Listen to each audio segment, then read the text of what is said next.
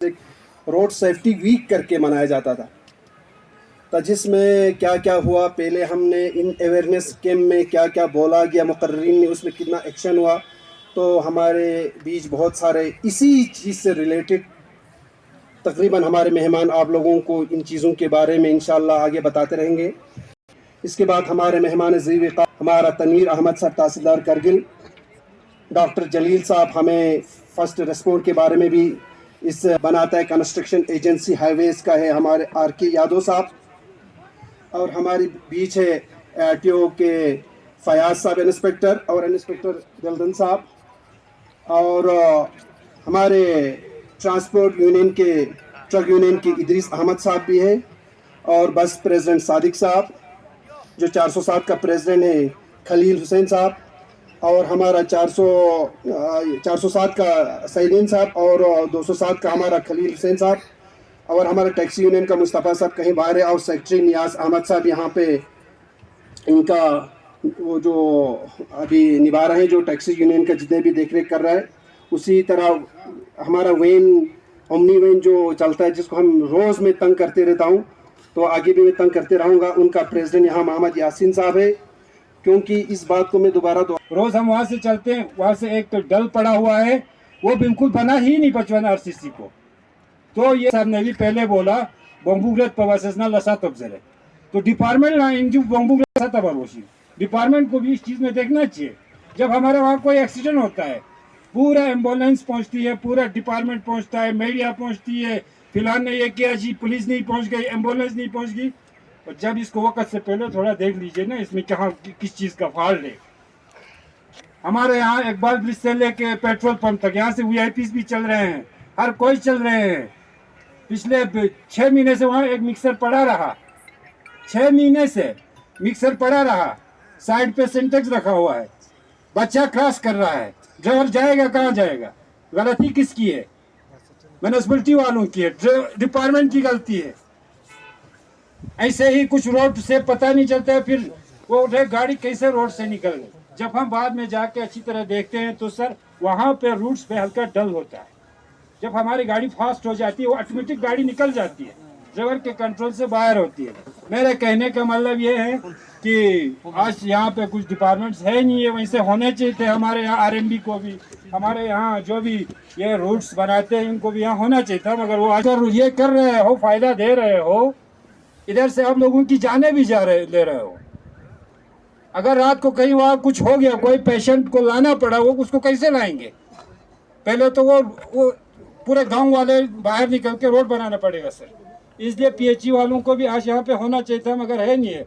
मैं पीएचई वालों से गुजारिश करता हूँ, मैंने पिछले साल भी जब अंधुम यहाँ पे हमारा ये मैंने पहले पॉइंट ये भी उठाया था, एक से पहले न देखने की चीज़ें ऐसे एक्सीडेंट को ऐसे ही बचा सकता है।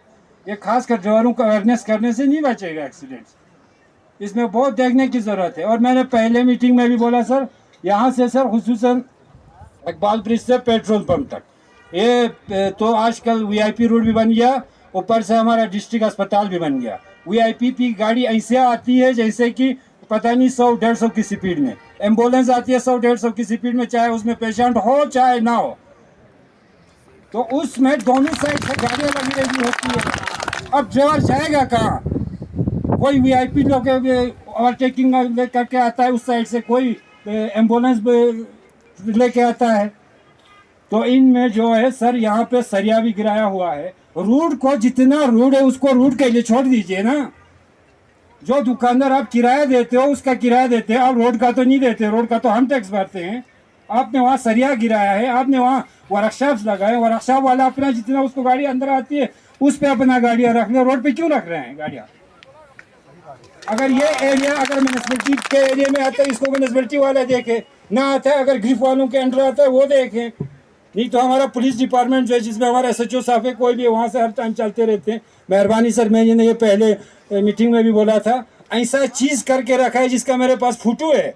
पेट्रोल पंप के सामने दुकान 7 फुट पीछे है, उसने 7 फुट आगे ला के बोर्ड लगा के रखा है, नो पार्किंग, जैसे कि वो रोड का किराया दे रहा है। एक्सीडेंट्स को ऐसे बचाना है ना, वैसे ही थोड़ी बचाना है। उसी के साइड पे पत्थर रखा है, इस साइड पे बोर्ड लगा है। वहाँ मेरे एक ओमनी वैन लग गया, फिर जब मैं कंप्रोमाइज़ किया उसके पास जाता हूँ, देखता हूँ तो रोड के बीच में उसने रखा है। अभी बोलता है हमें तुम कौन है देना अचानक वन पैन बना जाशी नकदार या बात दे वन वाले जरे न माना उनका जैसा भी होगा हमें तो थोड़ा मतलब जिंदगी बाद नागरिक बता सकता हूँ ज़रूर इस पर सुनवाई होगी। जैसे कि रोड साइड पे मलबे को लेकर, सामान को लेकर, पैकिंग को लेकर, ये जो म्यूनसिपल अहाते के अंदर ही बात कर रहा है क्योंकि ये वेंज इसी एरिया में चलता है। यही मसाइल हमें पेरिफेरल में भी जा करें। बिलखुसूस अगर पीएचई वाला सुन रहा होगा, इंशाल्लाह मीडिया के द्वारा बात पहुंचाएंगे। जो टैंकर के पानी को लेकर मसाइल है, जो एक पानी भी हमारे ज़रूरत ज़िंदगी है, अब उसको सलीके के साथ पड़ता है। अब इसको मिनिमाइज़ कैसे करें, उसमें सब ने एक वे आउट निकालना है। इंशाल्लाह इसमें स्टेक होल्डर्स सुन रहे होंगे। इसके बाद में तो मेरी ड्राइवरों से गुजारिश है, अपनी पर्सनालिटी, गाड़ी की मेंटेनेंस और ड्राइविंग को खास ख्याल करके चलेंगे तो इंशाल्लाह हमें इस हादसे कम ही मिलेंगे। अब कुछ चीज़ें हैं जो रोड में 1% या 2% रोड की परेशानी या गाड़ी की मैकेनिकल प्रॉब्लम से होता है तो उसके लिए तो कुछ कर भी नहीं सकते हैं। तो मेरी आप लोगों से यही गुजारिश है कि जितना हो सके अपने आप को भी सेफ, पब्लिक को भी सेफ, आपकी गाड़ी को भी सेफ। तो बाकी आप लोग सभी जानते हैं कि हमारी यूटी एडमिनिस्ट्रेशन ने जो कुछ आप लोगों के लिए पिछले कई सालों से, पहले तो वीकली चलता था, अब मंथली चल रहा है, तो इंशाल्लाह ये आगे भी चलता रहेगा। तो डॉक्टर जलील साहब ने इसमें एक चीज़ ज़रूर अच्छा बताया कि एक हमें इसका ट्रेनिंग के लिए एक टाइम और डेट लेकर आरटीओ साहब और ट्रैफिक वालों से हमारे ड्राइवरों को हर यार्ड में आके, चाहे ट्रक अड्डा हो, चाहे बस अड्डा हो, चाहे टैक्सी अड्डा हो, चाहे ओमनी वैन वाले हो, सबको एक दिन प्रोग्राम करके इस चीज़ का थोड़ा सा हमें एक्सपीरियंस कराएँ। तो सर मैं आप लोगों का ज़्यादा वक्त न लेते हुए यूटी एडमिनिस्ट्रेशन बिलखुसूस इसमें हमारे एसएसपी ट्रैफिक साहब, एसएसपी कारगिल साहब का, आरटीओ कारगिल और डीटीआई कारगिल साहब का तहे दिल से शुक्रिया अदा करता हूँ। जब भी हमें कोई चीज़ परेशानी होती है या ऐसा रोड सेफ्टी में या किसी और चीज़ में हमारे ड्राइवरों को जब भी परेशानी आती है, हमारे लिए हर दिन हर टाइम खड़े रहते हैं। तो इसके लिए मैं आप सभी लोगों का तहे दिल से शुक्रिया अदा करता हूँ। साथ में मैं एलजी साहब का तहे दिल से शुक्रिया अदा करता हूँ कि जब भी हमें हमारे लद्दाख में जब से यूटी बनी है, हम एक आपाइश की तरह है सर। हमारी यूटी पॉलिसी अभी तक ट्रांसपोर्ट की बनी नहीं है, तो उसके लिए एलजी साहब ने बहुत ही कोशिश करके 2-3 हमारी एसटीएम मीटिंग किया, जिसके लिए हमारी ट्रांसपोर्ट डिपार्टमेंट की थोड़ी सी गलतियों की वजह से हम आज उसमें कामयाब नहीं हैं। इसलिए मैं आपके आज इस प्रोग्राम के माध्यम से, इस मंच से ये कहूँगा कि एलजी साहब की मेहनत, एमपी साहब ने जो इंस्ट्रक्शंस दिए थे, उन चीज़ों को मद्देनज़र रख कर इसको करना चाहिए था। मगर बदकिस्मती से आज कहना तो मुझे ये नहीं चाहिए था क्योंकि आज प्रोग्राम अलग सा है ये, मगर बदकिस्मती से मजबूरन कहना पड़ रहा है सर कि एसटीएम मीटिंग होती है तो एक डिस्ट्रिक्ट का हर एक सोसाइटीज़ के ऑर्डर या उस मिनट्स ऑफ मीटिंग में नाम होता है, एक डिस्ट्रिक्ट को बिल्कुल इग्नोर किया जाता है। ये बड़ी बदकिस्मती की बात है। आज के इस प्रोग्राम के माध्यम से मैं आप लोगों से गुजारिश करूंगा सर कि हमारे ट्रांसपोर्ट डिपार्टमेंट यूटी लद्दाख को जागना पड़ेगा, देखना पड़ेगा कि भाई यहाँ भी ट्रांसपोर्टर है, यहाँ भी कुछ लोग रहते हैं। तो इस चीज़ को मद्देनज़र रखते हुए आप लोग मेहरबानी करके इस एसटीए अगली मीटिंग में इंशाल्लाह कामयाब कराने की कोशिश करें। और साथ में वीडियो कॉन्फ्रेंस के बगैर अगर हो सके तो इसको टेबल में रख कर कराएँ तो बहुत ही अच्छा होगा, क्योंकि डिपार्टमेंट गवर्नमेंट बहुत कुछ कर रहा है मगर बीच में कुछ लोगों की वजह से इस चीज़ को ख़त्म करने के लिए पॉलिसी चली जा रही है, वो चीज़ें ना हो। तो आखिर में मैं सभी यहाँ पे आए हुए अफसरान का तहे दिल से शुक्रिया अदा करता हूँ कि आप लोग आए, इस प्रोग्राम को कामयाब किया। तो मैं बाकी ड्राइवर हजरात जितने भी पब्लिक है, मैं सबसे गुजारिश करूँगा कि निसार साहब ने पहले ही बताया, जान है तो जहाँ है, इसलिए हम सबको एहतियात करना ज़रूरी है। शुक्रिया। ये भी हादसा हुआ था जिसमें डाटा हमारे नितिन साहब ने पेश किया था कि लास्ट में आधा मौत हो ही गई। तो कितना ये डरावनी वाली बात है।